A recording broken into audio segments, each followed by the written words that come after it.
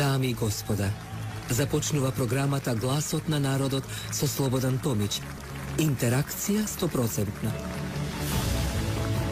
Кажете си се што ви лежи на срцето и тежи на душата.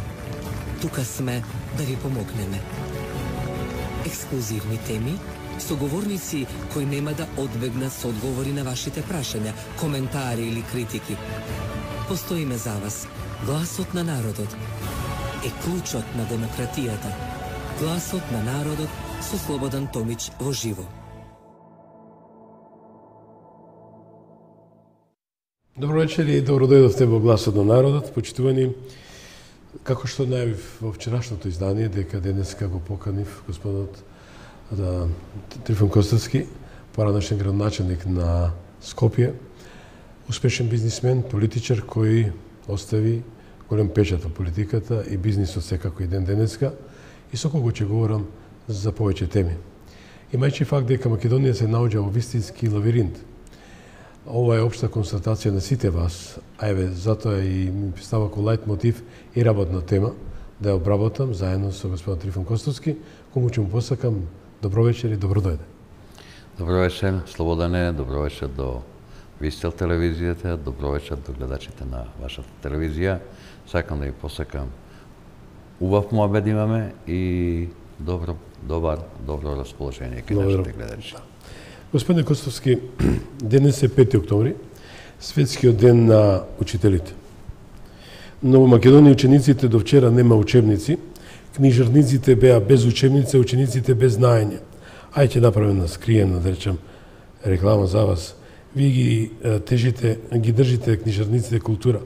Во каква култура и писменост ќе се стекнат учениците, особено тие кои се во 6-то одделение, во кој мојот внук припаѓа оваа генерација. Ова генерација, па потоа ќе бидат дефинитивно табула раса во однос на својата историја, култура и се она што значи знаење. Темата е многу е жешка, многу е силна и многу е фундаментална, која буквално денеска ние го славиме како ден на наставниците, на учителите. Бидејќи по мене и по мојот став дека образованието е суштината на секое општество. Што посилно образование правиме посилна селекција на млади луѓе кои што утре треба да дојат да ја водат државата и да го развиваат цивилизацијскиот развој на земја. Тоа се најбитниот сегмент е образовниот систем. И чествувањето на овој ден за мене голем ден. Меѓутоа, пораките кои што ние треба да ги спратиме, не само како пораки, туку треба да покажем на дела, навистина се однесуваме одговорно кон оваа многу битен сегмент во нашето живење. Тоа е образованието на нашите поколенија. Бидејќи родителот го дава првото образование, понатака децата ние ги доваруваме на воспитувачките, учителките, наставничките, професорите. Сиот тој едукативен кадар треба да ми го способи моето дете, внуче или било што, утре да тоа се справи со сите предизвици кои се пред него да створи за себе, за семејството и за општеството во целина. За жал, образованието е нејасимнато на многу ниски гранки, како што и впрочем и во останатите гранки, почнувајќи од здравство, правна држава, сите елементи некако стапкаме да вориме. Ние веќе 2-3 години поред имаме проблеми со учебници во училиштата, во основните училишта. 6 години, мојот внук Кристијан е 6-то одделение, 6 години се соочуваме со тој проблем. Мене тоа не ми е јасно колку е тоа неодговорно однесување на владата. Мора да има приоритети во секоја влада. Приоритет за мене прво е образованието и здравството. Тие се двата клучни сегмента, зошто ова го велам. Ако ја имам едуциран човек, образован човек, и на тоа му додавам квалитетно здравство, дефинитивно тој ќе биде во состојба сам да се креира својата еднина и да овозможи општествен развој во самава земја овдека. Да. Само здрав човек и образован може да води држава. Тоа е под прашање, меѓутоа кога збориме за образованието и учителството, што е денеска светски ден на учителот, учителите немаат, професионалните работници немаат никаква сатисфакција, лајт мотив и за работа и за себе почитување, имајќи факт дека многу често се изложени на секакви омалажувања, притисоци, па да бидам искрени, незаинтересираност, народна забелешка, со оглед дека колку се инвестира во нив, толку е фидбекот. Само што ова че завршам го спомнав првиот, не сакам да се месват и си го спомнам, но вториот внук Слободан е пето деление и вели дедо, ние преку глава. Зошто бре дедо? Абе секоја година ми се менуваат учителите. И тука е прашањето што и децата веќе добиват една Слободане, тоа е најболната работа што политиката е влезена во сите сегменти на нашето живење, вклучително и образованието. Веќе не се бара да имаш ти високо квалитетен образован кадар, туку се бара политички подобен кадар кој што ќе обавува таа функција. А што тој кадар ќе испорача на тоа твое внуче, мое дете или мое внуче, тоа е веќе друга страна. Тука е, ја гледам, таа неодговорност што постои во самата политичка елита. Не можеме да разбереме дека образованието е столбот на секој напредно општество. Најважен столб, едно од најважните. Дефинитивно. Заедно со здравството. Тоа се два сегменти, без образование силно и без силен здравствен систем. Нема здрава држава, здрава држава. И писмена нација. Така е. Жално е што мораме ова да го констатираме, меѓутоа, овие три децении Македонија бележи еден страшен пат. Јас исто така и ти, предпоставам, сме учеле во некои бивши времења. Никој пат не сме биле во состојба да немаме учебници. Никој пат не било тоа. Говориме за 50-60 години наназад Слободен. Во кое време живееме денеска да вие немате учебници за 21 век да немаш основи? Па нема, тоа е страшно. Или тоа е тенденциозно објективно. Па тоа сакам речем дали тоа намерно направено. Па не сакам да размислам дека има толку задни намери во кои што... Не е параноично, до практично е припатно. Ама види вака не смееме да ги обременуваме генерациите кои што доаѓаат. Да му суспендираш историјата, да не сме... Нема, да немате право да го учите, ученикот да научи која му е неговата основна базична историја. Историјата без историја нема нигде да се разбереме. Тоа е коренов систем на една држава, на еден народ. Токму така. Не случајно го насловив македонски лавиринт, видејќи се наоѓаме во вистински лавиринт. Никако го најдеме клучот или вистинскиот патоказ. Кој е вашата формула, вашиот исказ еве за излезот од овој чорсок? Видите вака, за мене лично, Македонија е лошо насадено дрво. Од самото самостојање од 1991 година, кога веќе изгласавме референдумски дека сме самостојна, ние сме сведоци на низа промени, отварање и затварање на уставот. 93 година го променивме знамето да се додвориме на Европската унија и на Грција за Куба и неки кредити од 3 милиони долари. За да не прими. Го сменивме знамето од Виргина. 2001 година го отворивме уставот во кој што Македонија од, да не кажам, конститутивен народ, ние македонците станавме една од етничките заедници. Што нема пример во светот? Во 2017 година, 2018 заедно со Ципрас, господин Заев, ние продаде историјата до 1945 година, а сега со најновиот договор кој е подпишан, веќе и под диктат веќе се диктира дека мораме бугарите да ги внесеме во уставот, нас ни се брише историјата комплетно, дека сме ние народ, македонци говорам, кој немаме ниту историја, немаме ниту јазик, ниту традиција, ниту култура. Тоа е нешто страшно кој што овој модерен европски свет, кој што ние сакаме да влеземе, меѓутоа тие правила кои што они ги применуваат, чудни ми се, Слободане, не можам да разберам. Денеска е општо познато, у Македонија се нудат бугарски пасоши. Не само Македонија, и во Албанија. А тоа Европска унија молчи. Па тоа го руши дигнитетот и на целата унија, кога моли за да купи, да не кажам сограѓанин, кој ќе биде бугарин, за утре како да се припрема некоја нова поделба, нова балканска војна, нови територијални промени, нови војни овдека. Тоа е страшно кој што Европска унија свесно или несвесно тие работи ги поддржува. Тоа мене ме боли, со тоа не можам никој пат да се согласам. Бидејќи ви сте фрешка, ви сака да ја коментирам со вас, видни, рускиот патриарх Кирил го цени како нецивилизацијски чин протерувањето на архимандритот Васијан Змеев од Софија, нарекувајќи ги во секој случај како блиски и дел од сатаната. Тоа е вест која ја пренесува руски медиуми, но и другите медиуми во нашето обкружување. Кој е вашиот коментар? Видете, вака немам коментар, тоа се црковни работи во кои што јас сум благодарен на Православната црква што дозволи нашата МПЦ, Македонска православна црква, да стане дел од тоа семејство. Овие работи, дали постојат некои шпекулации, дали се интригантни работи, не можам да навлегувам. Иначе, мислам, господинот Кирил, јас лично го познавам. 2012 година бевме во Губкин, која се осветуваше вториот по големина храм во Руската Федерација, и за мене беше чест кога седнав со него на маса. Тој прв пат тога се запозна дека еден македонец донирал некои средства, финансиски средства за изградба на црковен објект во тоа место околу Белград, денеска близко до границата со Украина. И тој беше многу задоволен и мислам дека малце потпомогна да повеќе да разбере суштината на нашата православна македонска црква. Буквално се наоѓавме меѓу чекани на ковална.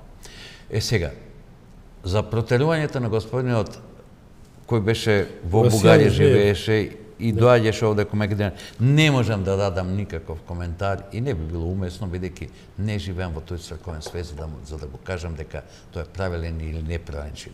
Меѓутоа, објективно, очигледно дека во светската политика и религијата зема се посилно учество. Не само тоа, јас се изимам за право и како верник, како православен христијанин, да го артикулирам, не дали некој ќе ни даде квалификации, русофил или најмалку тоа не е точно, но мораме да се заблагодариме на чинот на признавањето и автокефалноста на Македонската православна црква, токму од големата црква, Руската православна црква и Српската православна црква, што не е пример со автокефалноста за мојата црква, каде сум јас христијанин, многу ми значи. Не мене лично како поединец, бидејќи јас црквата си ја сакам дали била одвоена од целиот синод, односно целиот тој вселенски патриарски свет или не, јас црквата и комуникацијата со мојата црква имам секојдневно. Меѓутоа, многу е битно да моите свештени лица имаат можност да комуницираат со нивните колеги од другите православни цркви и да разменуваат идеи, мислење и како да се вклопат со новите стандарди кои човекот ги бара, бидејќи објективно Библијата е напишана, меѓутоа практикувањето на Библијата тешко оди. Па посебно сега во ново време, со новите социјални достигнувања, односно да не кажам овие технички достигнувања, буквално светот вришти од брзина. Црквата мора да го прати тој со цел да го сочува своето ткиво. И го обстојува. Тоа беше само дел премин за една дискусија го спомнам и бугарскиот политички амбиент, но ќе се вратиме во третиот дел на емисијата. Сакам малце како градоначалник да ве прашам. Вие сте градоначалник, да бидам искрен, ретко можеби единствен кој е дошол во политиката со финансиска потенција, смисла на зборот, располага со финансиски средства, значи не бевте како многуте и политичари кои дојдоа како социјални случаи, народна забелешка, простите ми. Од друга ситуација, како ставите касата на град Скопје? Како црна дупка? Најнапред, знаеш што, Слободане, еве ја користам приликата и да се обратам и до вашите гледачи овдека. Бидејќи навистина мене ми е понекој пат тешко да се објаснам кој сум, што сум и како сум. Денеска во Македонија да се биде богат е буквално веднаш те идентификуваат со дека си крадец, лопов и дека нечесно си ги стекнал парите. Сакам да ја убедам секој од вас кој што така мисли греши. Кога сум јас во прашање греши. Немам во животот никој пат посегнато по нешто што е туѓо, нешто што не ми припаѓа мене. А јас сум дарувал на моите сограѓани, на мојата држава. Сега, да дообјаснам сега. Јас во Македонија имам 6 години функционер сум бил. 4 години градоначалник, 2 години пратеник. Јас во Македонија сите мои примања, сите мои дневници што иде, одеа истиот момент на социјални случаи из Македонија. Буквално 6 години целни, вкупно 72 месеца, немам наплатено ниту денар за моите обавени должности што ги имав. Тоа е мојата љубов кон мојата Македонија. Сметав дека доволно Македонија мене ми дала, што ми дала образование, сум се родил тука, сум израснал тука, сум стекнал знаење, сум отишол во свет, сум стекнал имот, сум го донел во Македонија, да и врата на мојата држава. Така ја чувствувам мојот патриотизам. Ја моите сограѓани не ги делам по етнички верска припадност. Го делам само по тоа дали е човек или е не човек. Од тој аспект сакам да ја убедам. Татковината, пријателот, комшијата, соседот се сака со дела. Не со флосколи изјави, со дела. А зад мене стојат дела. Како ја дочекавте функцијата? Вака сега, бидејќи... И како ја испратите? Да. Јас, кога дојдов како градоначелник, туку што отпочна од децентрализацијата, во кој што дел од ДДВ-то почна да се враќа и дел од персоналниот данок како приход на градот. Буџетот, кога дојдов во град Скопје, беше 32 милиона, во кој што јас начекав 24 милиони дупка од мојот претходник Пенов. 24 милиони евра говорам. 4 милиона ми ги наплатија со извршни решенија, кои што досасува, а од останатите 20 милиона евра јас направив ренегоцијација со сите доверители на град Скопје, во кој што барав да се откажат од она што им било вишок. Бидејќи знаев дека во тие калкулации имаше многу работи кои што беа нечестни. Јас успеав да симнам 4 милиони евра, ми ги отпиша доверителите и 16 милиони јас ги исплатив на сите доверители во рок од 16 месеци. Значи, јас го практикував домакинскиот приод. Сакам чисти сметки и мојата каса да биде моја каса. Сега, многумина ме идентификуваат бидејќи јас дојдов како градоначелник како независен. И морам да кажам, ја бев отворен за сите институции и служби кои што сакат, доколку сакат да гонат криминал, да повелат. Документацијата е на увид, немаше проблем. Ја не сум градоначелник во кој ќе го барам криминалот на мојот претходник. Тука си поста служби. Јас сум градоначелник кој сум дошол истиот момент да работам во интерес на мојот сограѓанин. Меѓутоа, таа голема финансиска дупка, дали имаше покренување некои истраги против вашите Немаше никакви. Немаше. Беше господинот Христо Пенов. Христо Пенов беше, денешниот министер за локална самоуправа. Ма тоа се, да ви кажам, тоа се толку наивни работи што едноставно не ми влегуваат в глава. Меѓутоа, пи скопско и се е можно од дадена ситуација. Сакав да кажам дека градоначелник, јас ги исплатив долговите. Ги направив клучката кај Континентал. Изгорениот мост што денеска кај Газелата беше, тоа е моје дело кој што ја го завршив во Пенов. Голугановци Боровски ја завршив капиталната инвестиција. Булеварот Словенија го направив комплетно нов проект. Булеварско решавање на уличните и собилните улици со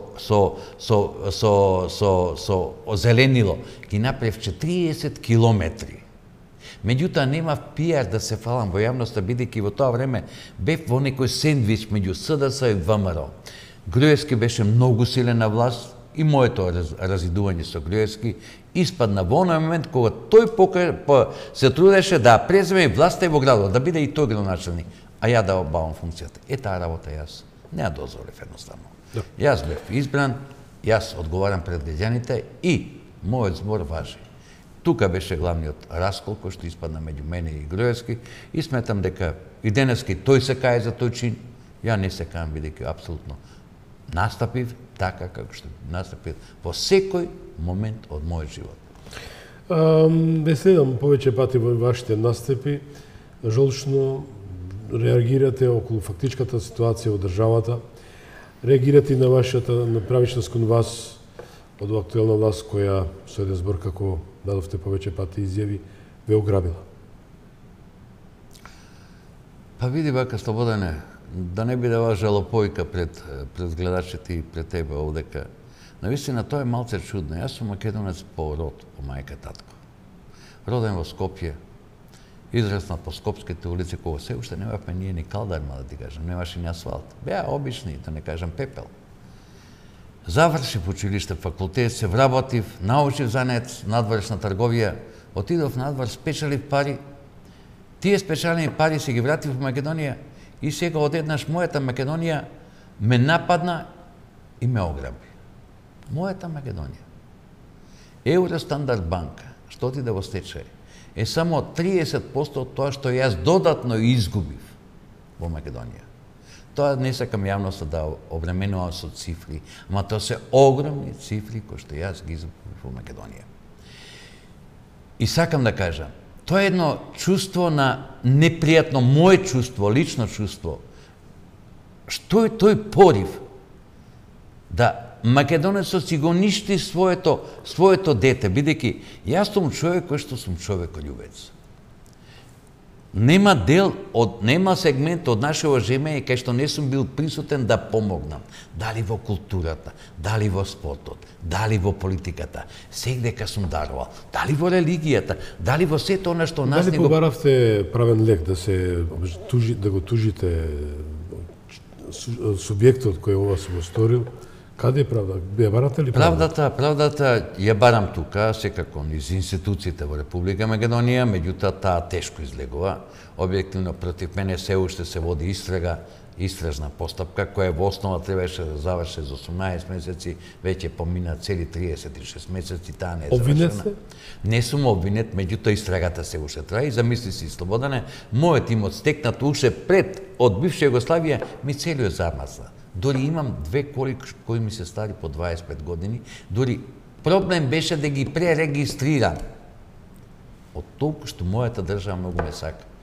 И како да профункционира проектот декриминализација или институтот потекло на имотот и конфискација, што е еден многу важен чекор и предуслов за Европска Унија. Знаете тоа, че завршам со коментарот, Хрватите пред да влезат, не само за оној билатерален спор со Словенија за Јадранското море, тие морале да го имплементираат институтот потекло на имотот и конфискација. Што мислите вие? Дали Македонија ќе успее? Слободане, секој чекор кој ќе трне, ама не со изјави и не со флоскули, туку со дела, ја ќе го поздравам. Да се сузбие криминалот и корупцијата. За жал имам чувство дека толку е веќе корупцијата и криминалот, толку е силно навлезено во нашето секојдневие, тоа ќе трае многу, многу долго.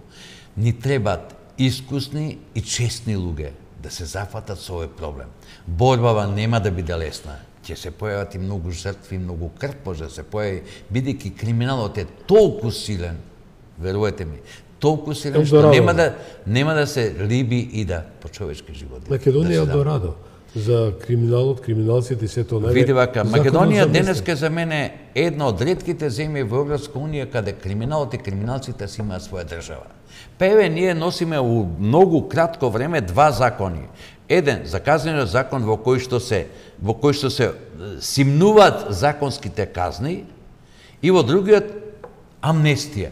Ве молам, еден со друг коалицираат во кој што иде во пред самите избори парламентарни кои се предстојат сега. Точно во овој момент кога не знам кој е целта.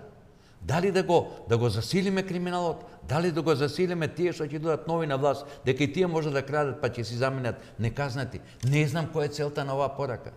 За мене тука казнениот закон треба да се биде уште 10 пати поригорозен.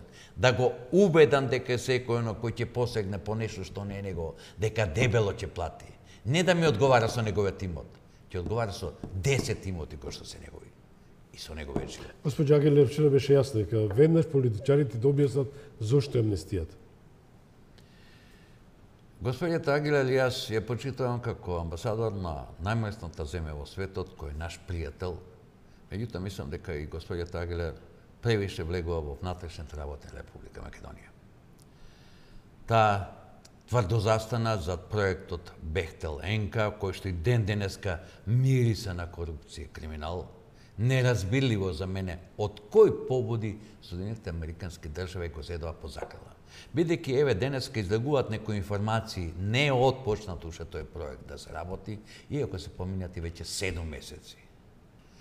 Уште немаат направено финален проект на трасите каде што ќе се работи.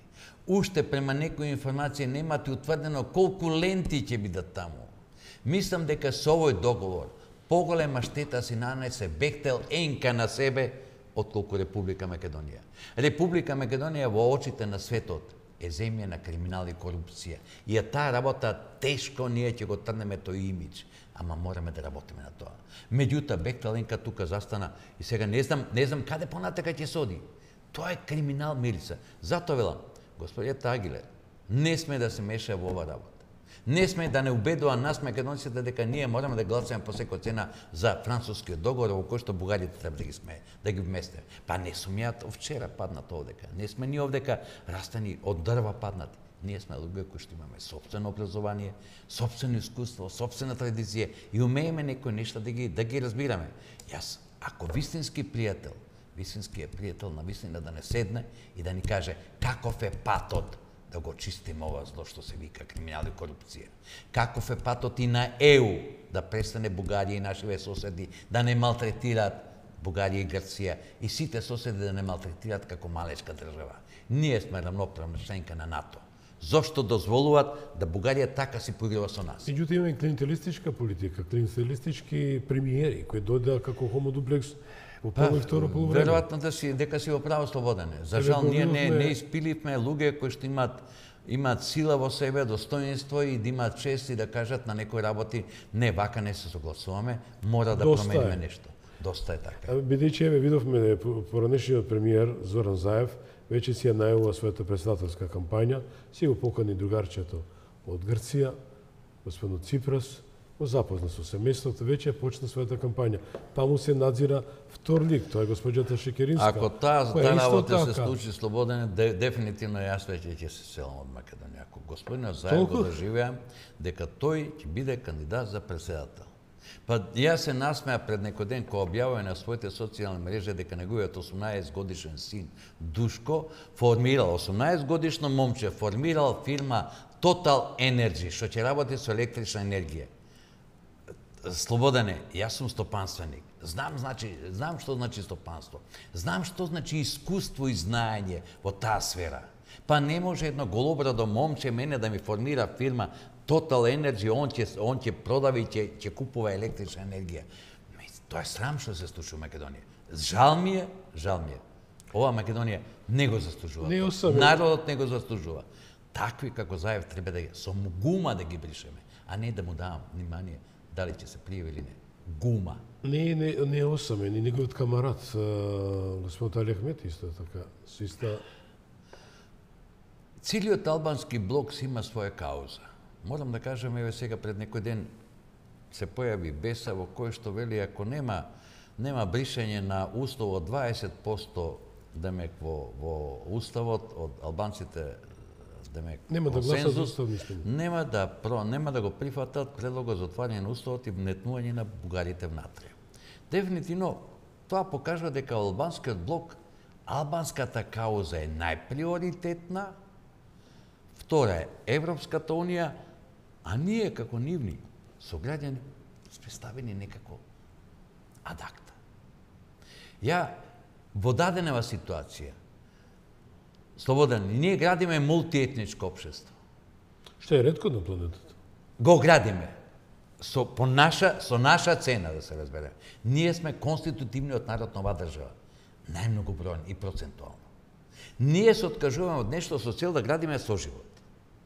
Во даденава ситуација, доколку навистина етничките заедници кои се у Македонија денес, тие треба чврсто да застанат зад нас македонците и да кажат не, бугарите нема уставот.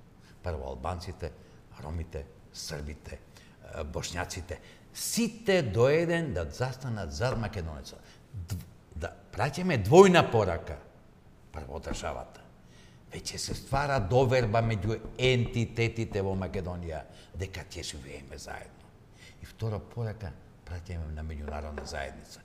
Европа, САД и нашите соседи. Нема поигрување веќе со нас македонците.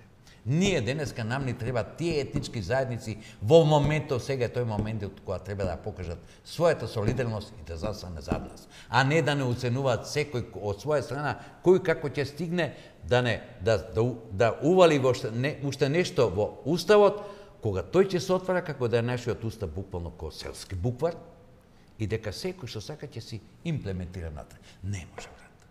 Мора еднаш ние да застанеме и да покажеме некои работи кои што црвена линија. Но пасаран. Да, Но пасаран, меѓутоа, ако учевме гимназија, во елементи латин имаше на денеска, сите вие се сеќавате, вика Конкордијам патриам фирма, со слогата се јакне татковината. Така. Не ја гледам слогата. Во државата и резултантот не се тоа што сме кираџи во собствената држава. Слободане, јас едно ќе кажам, мојот народ ме доживува како богат, супер богат, некои дори тоа ми завидуваат, некои па ме чувствуваат како близок. Веројатно до секој човек кој ќе имал прилика да ме запознае, знам дека не е отишол со лошо чувство кон мене. Меѓутоа, многу луѓе едноставно се изгорени од ова што се случува во Македонија и понекогаш размислам дали да некој што ме нападнал на социјални мрежи да му одговорам или не. И сваќам дека можеби човекот од мака и јад едноставно ме начекал и мене да ме нападне. Значи, сакам да кажам, во дадена ситуација, кај нас веќе се изгубија многу критериуми на честност, на човечност, на хуманост. Честитост. Држава се сака со дела. Кажи ми, што е додатно ја можам да направам во Македонија, за да мојот народ ме свати дека јас ја сакам државата. Го донесов капиталот, го изгубив. Жалам, па и не жалам. Донирам црква, донирам џамија, донирам спорт, донирам култура. Нема сегмент во Македонија каде не сум се појавил како приватен човек кој што донира пари. Дури, еве сега ќе ти кажам, на 9 сум во Битола, на Интерфест, во кој што дури тоа го заборев, дека сум донирал клавир, Фесендорфер на Интерфест во Битола и луѓето сака да ми се заблагодарат. А на 11 октомври ме канат во Гевгелија, Кожов, фудбалскиот клуб Кожов, слави 100 години и таму сум донирал некоја сума што знам пред некое време. Не ни памтам таа работа. Едноставно, сум имал, сум делал. Тоа е мојот природ и така се сака татковина.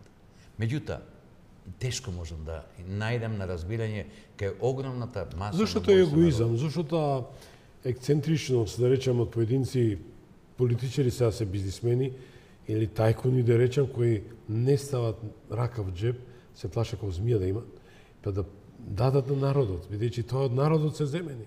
Види вака, Слободане, ја како се земени не знам, меѓутоа тоа веќе секој го носи во себе лично. Се знае го сам. Таа хумана димензија, дали има или ја нема во себе. Ја кирјања не можам да бидам, ја роб на парите не можам да бидам. Јас сум човекољубец. Човекот го сакам пред се. Посебно ако е човек. Ако не е човек, ќе покушам да го извада на пат да биде човек. Значи, сакам да кажам, јас сум тој и не можам да се променам. Не можам да говорам во името на останатите, да не кажам, македонски богати луѓе кои што едноставно не се појавуваат многу јавноста. Не поделуваат. Знаат како дојдат до тие финансиски потенции. Ако се направи ретро, кој е нивниот бекграунд, нема што. И па тогаш да ти кажам, изгледа јас сум исклучок од македонските богати стопанственици. Јас сум исклучок, кој што ја во Македонија сум стекнал само знаење.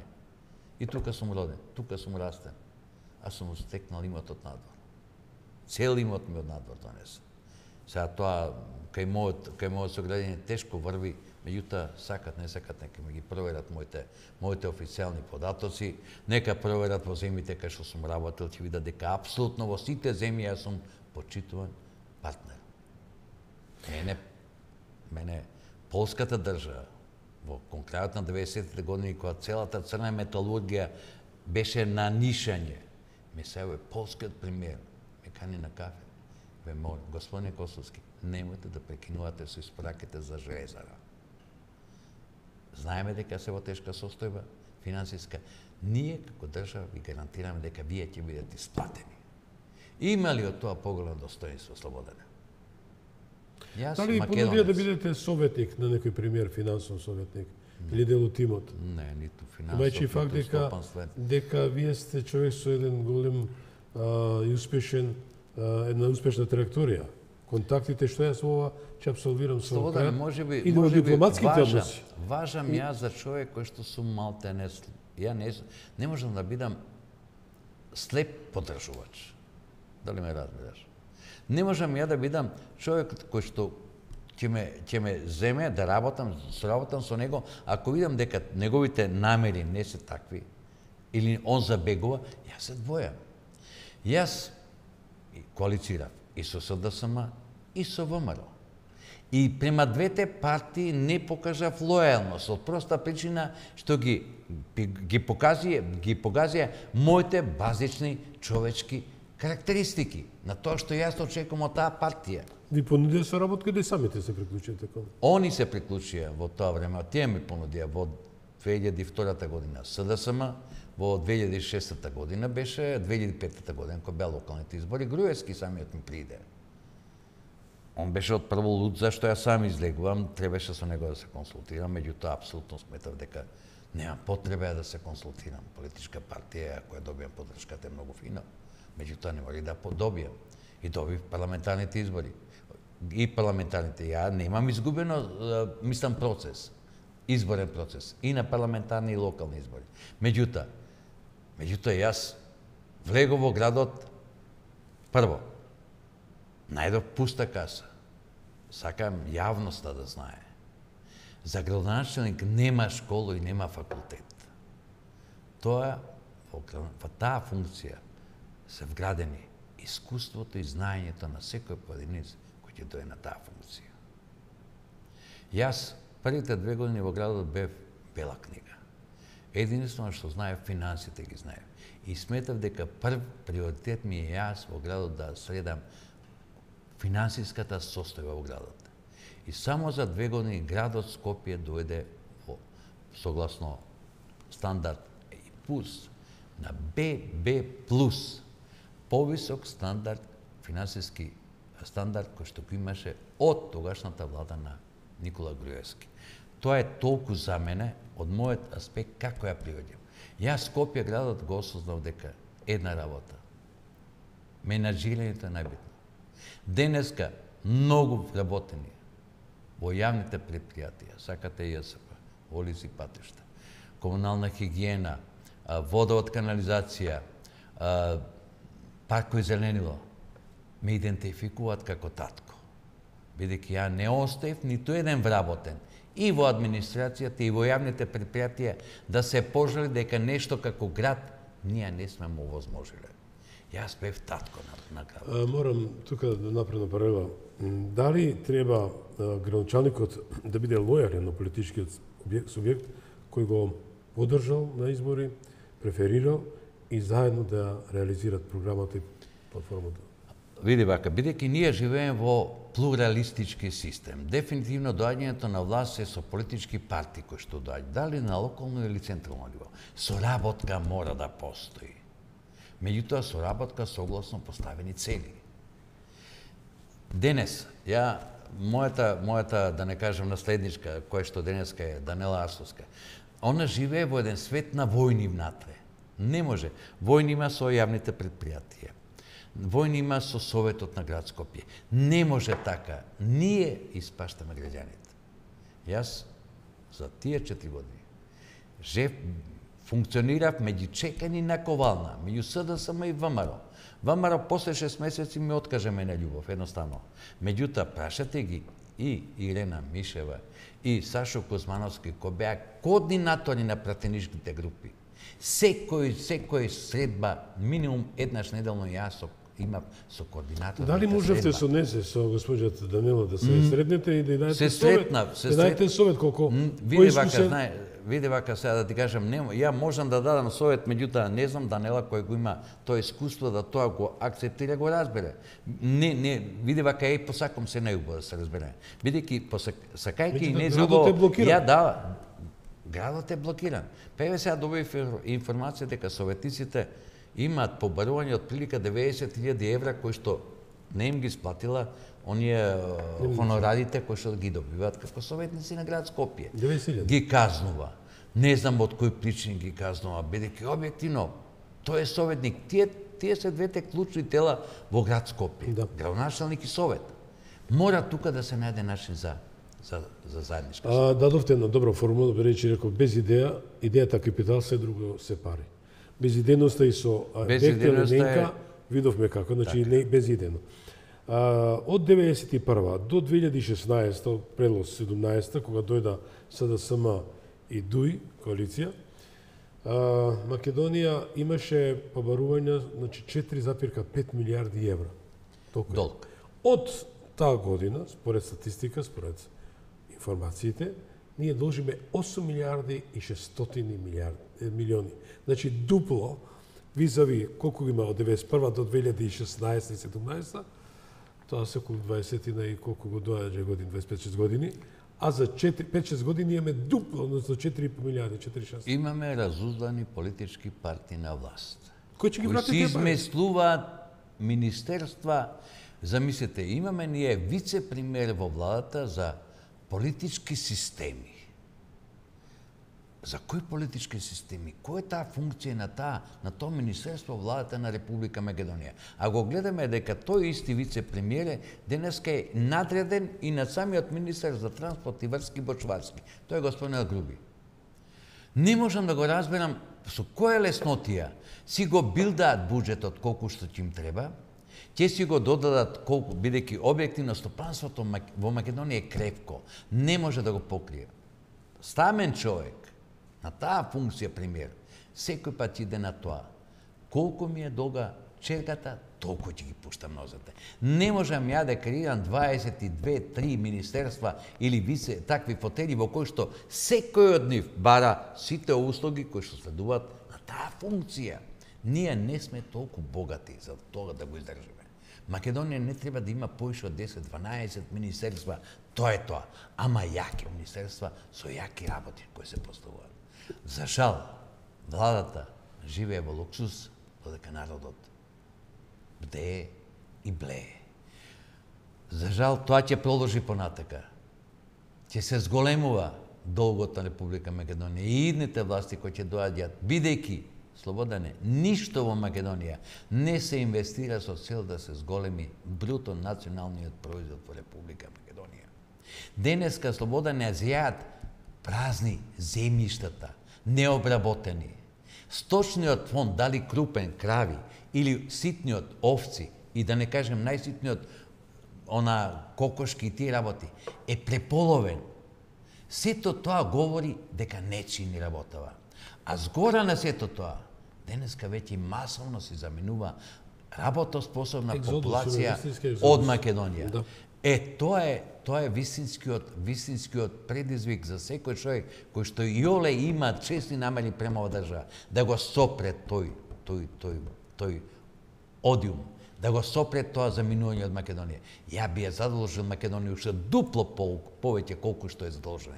Само да го сочуваме овдека човекот во Македонија, тука да ми остане. Тука да ми го створи семејството и тука да работи. Македонија пустав и дефиниција безброј пати спомнам за потсетување и да им влезе во тоа менталната матрица на политичарите е социјална држава. И по устав и по дефиниција. Никаде не се почитуваат социјалните права. Земајчи од третата доба. Пензионерите, денеска слушам, најавија порадикални мерки, значи поголеми, пожестоки протести, бара повторно хумано према сите линеарно 3,5 денари, што е символика. Символика, многу символично, многу скромно морам да кажам. Многу скромно е тоа. Што со 3,5 денари ќе може да купи тој пензион? А друга страна имаме покачување на политичарите и на Па еве, со новата методологија 78% веќе е имплементирано од нова година. По таа нова методологија, уште нови 400-500 евра ќе ги дига. Екстра.